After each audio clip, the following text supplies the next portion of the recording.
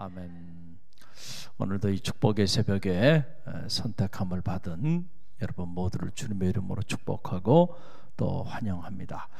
오늘은 이 아모스 6장 앞에 우리가 서게 되었는데, 이 아모스 6장의 영적인 주제는 안일함의 독입니다. 한번 따라 보세요. 안일함의 독. 안일함의 독에 관한 그런 말씀입니다.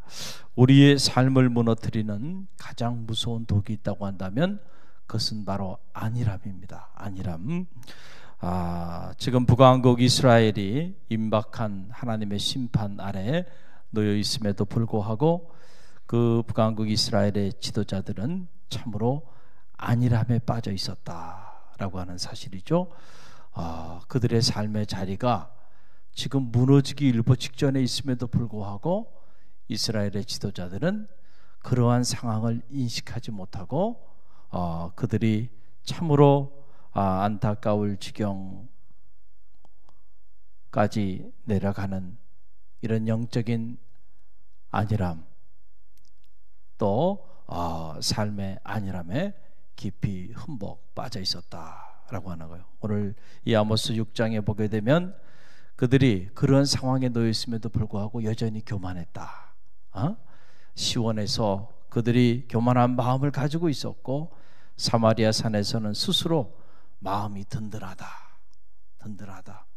왜냐하면 8세기 중엽이 가장 경제적으로 부강했고 군사적으로도 가장 막강한 그런 힘을 가지고 있었던 그러한 때였기 때문에 그들이 그런 마음을 가진 것이 어떻게 보면은 당연한 일일 수도 있다라고 하는 사실이죠. 또 나라의 영토도 이쯤 되면 충분하지 않냐 생각했고, 그리고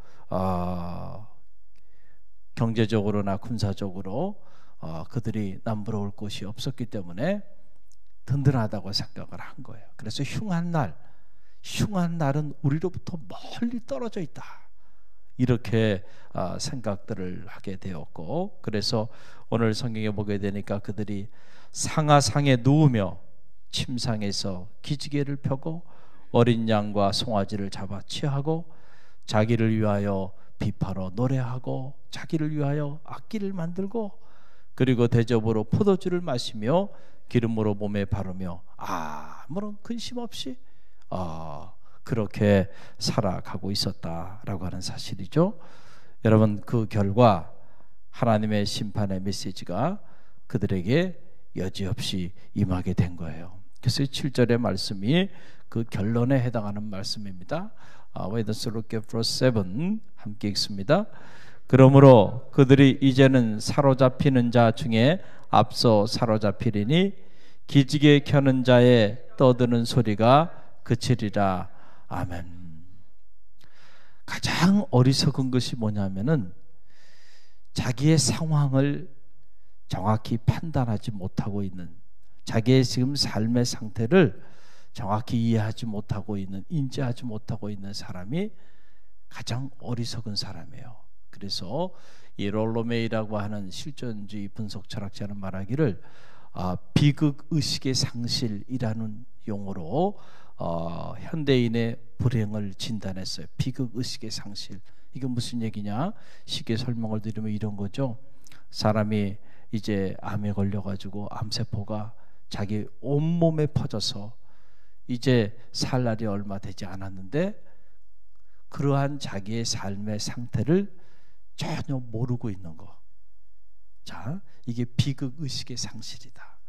내가 암에 걸렸다는 거, 암세포가 자라고 있다는 사실을 알게 되면 고통스럽지만 이 고통스러운 나의 삶의 상황에 직면하면서 그 문제를 해결할 수 있는 희망이 있고 대안이 나온단 말이죠.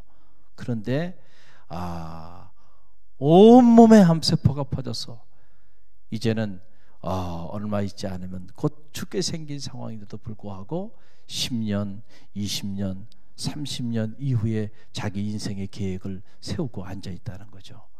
자, 그러면서 생각하기를 마치 본인이 천년 만년 살 것처럼 나는 안전하다 말이죠. 이제 내가 가지고 있는 이 부와 재물을 가지고 나는 이제 마음껏 즐기고 엔조이하자. 이와 같은 거예요.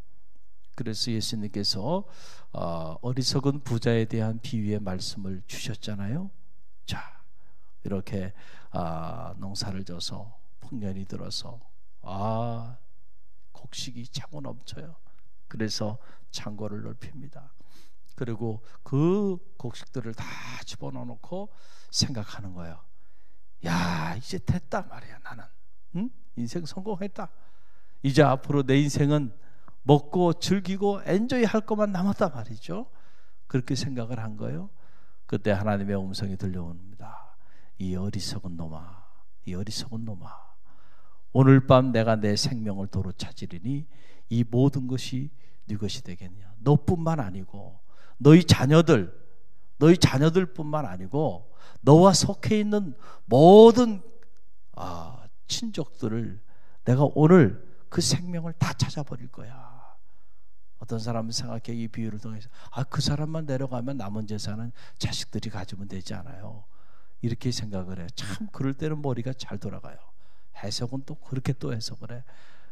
지금 주님께서 이 비유의 말씀을 해석한 것은 그거예요. 이거는 한 개인의 삶만을 얘기하는 게 아니죠. 한 가정이 한순간에, 가정뿐만 아니고요, 한 나라가 한순간에 사라지는데 지금 우리 집에 있는, 우리 창고에 있는 곡식이 내 미래의 삶을 보장해 줄 수 있겠느냐라고 하는 이런 부분을 말씀하고 계신 거죠. 할렐루야.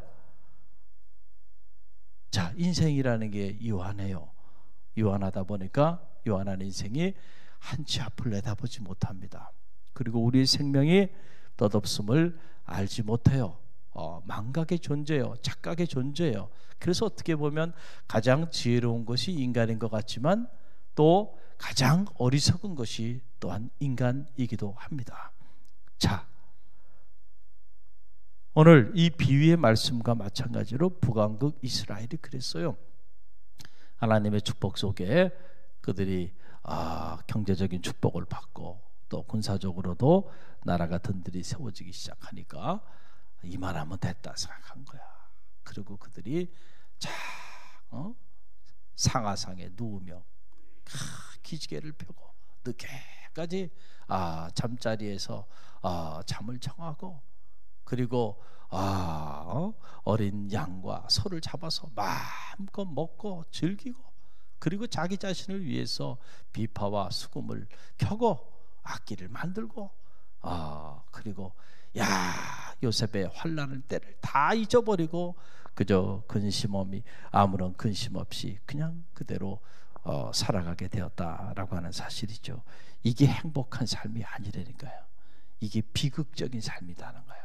자기의 현재의 상황을 전혀 알지 못했던 이 삶이 가장 비극적인 삶.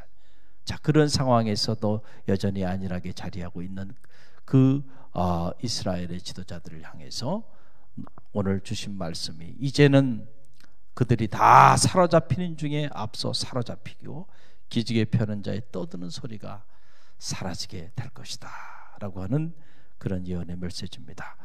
오늘 우리가 신앙생활 하면서도 경계해야 할 것 중에 하나가 바로 이 안일함입니다. 늘 깨어 근신하며 하나님께 나가야 하는데, 이 안일함에 빠지면 우리의 삶에 제가 지금 말씀드렸던 것처럼 이 비극의식의 상실의 주인공이 될 수 있다. 그래서 기도생활, 예배생활, 봉사생활, 또 직분자로서 자기에게 직분에 걸맞는 직분생활, 헌신생활, 전도생활, 이런 것들이요, 안일함에 빠져버리면 그냥 이렇게 신앙생활 괜찮지, 그동안에도 이렇게 신앙생활 해왔는데, 이런 것들이 다 뭐예요? 안일함에 빠져 있는 거예요. 지금 안일함에 빠져 있는, 내 삶이 어디로 향하고 있는지, 우리 가정이 어디로 향하고 있는지, 우리 자녀들이 어디로 향하고 있는지, 우리 교회가 어디로 향하고 있는지, 이 나라와 민족이 어디로 향하고 있는지도 모르고 그냥 괜찮겠지, 내가 지금까지도 이렇게 신앙생활 했는데 뭐 별반 다르게 신앙생활 할 게 있는가, 그리고 삶에 새로운 변화를 주지 못하고 그냥 그대로 익숙한 것과의 결별을 선언할 때 하나님의 역사가 나타나는 것인데, 할렐루야. 거룩한 삶, 경건한 삶은 끊임없이 익숙한 것과의 자기 결별을 선언해야 되거든요. 그래서 늘 깨어 기도하라 근신하며, 그 말은 무슨 말이에요? 내가 살아왔던 이 익숙한 삶으로부터 날마다 그것을 결별하면서 새로운 삶의 자리로 하나님 앞에 늘 새롭게 자기를 저복종시키며 하나님께 나아가는 삶을 말하는 거죠. 할렐루야. 우리가 그런 삶을 살지 않으면 우리도 모르는 사이에 한순간에 이 안일함에 빠지게 돼요. 마치 여러분, 이 개구리가 미지근한 물에 개구리가 이렇게 담겨져 있을 때는요, 자기가 죽어가는 줄 모릅니다. 지금 밑에서는 불이 타오르는데 처음부터 뜨거운 물이 아니잖아요. 따뜻한 물에 있으니까 좋은 거예요. 근데 서서히 물이 더워지기 시작하는 거야. 근데 물이 서서히 더워지는지도 모르고 있다가 어느 순간, 깨닫는 순간 이미 때는 늦어버리는 거죠. 자기도 모르는 사이에 온몸이 다 익어버린. 안일함의 독이라는 게 그거예요. 그래서 여러분 보세요. 신앙생활 할 때, 이제 신앙생활 처음 시작한 새가족이나 초신자들은 여러분들이 보면 어때요? 순수하고요, 열정적이고요, 뜨겁고요. 할렐루야. 그런데 자, 이 안일함의 독에 빠져 있는 사람들은 주로 어떤 사람들이에요? 죄송하지만 신앙생활을 오래 한 사람들이고, 직분으로 보면 집사님이 이 안일함의 독에 더 빠지기 쉽겠어요? 권사님이 더 쉽겠어요? 장로님이 더 쉽겠어요? 직분이 올라갈수록 안일함의 독에 빠질 확률이 큰 거예요. 그래서 아이러니하게도 직분이 올라갈수록 이 안일함의 독에 허덕이는 사람들이 많은 거예요. 많은 거예요. 그래서 우리가 첫사랑을 회복하자, 이런 얘기하는 거 아니에요? 첫 열정, 첫 헌신, 그 순수했던 하나님 앞에서 뜨겁게 타오르는 그 마음을 가지고 그렇게 나아갔던 바로 그 시절을 회복해야 한다라고 하는, 내가 첫사랑을 잊었구나 라고 하는 거예요. 회복하라는 거죠. 그 말은 네가 첫사랑을 잊어버리고 이제 익숙한 삶의 자리 속에 들어가면서 이제는 안일함에 빠져가지고 내 삶이 어디로 가는지 알지 못하고, 이렇게 신앙생활해도 괜찮은가? 거기에 대한 문제의식조차도 없이 그렇게 하나님의 교회를 섬기고 또 믿음의 길을 걸어가는 거예요. 그러다가 오늘 아모스 6장이 주는 이 감당할 수 없는 메시지 앞에 어느 날 어느 순간에 서게 될 수도 있다라고 하는 사실을 우리는 기억해야 한다. 그래서 여러분, 저는 신앙생활하고 또 목회를 하면서 늘 중요하게 생각하는 것 중에 하나가, 그래서 이 새벽을 깨우며 기도하는 일이 중요한 거예요. 저에게도 마찬가지예요. 저도 안일함에 빠질 수가 있어요. 할렐루야. 성직자들도 이렇게 오래 목회하고 이런 분들일수록 안일함에 빠질 수 있는 가능성이 훨씬 많아요. 처음 이제 목사 안수 받고 막 이렇게 사역할 때는 막 뜨거운 열정을 가지고 막 달리죠. 그런데 그것이 계속되면 좋은데 시간이 지나고 또 지나다 보면 안일함에 빠지게 됩니다. 그때부터 죽음에 이르는 거예요. 할렐루야. 끊임없이 마지막 하나님 부르시는 날까지 선한 싸움 싸워가며 뒤에 것은 보지 말고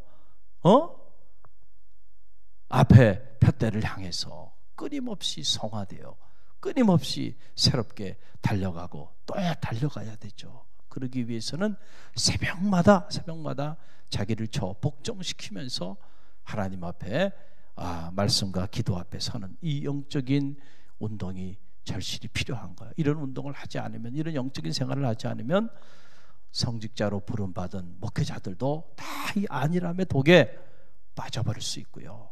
장로님 말할 필요도 없어요.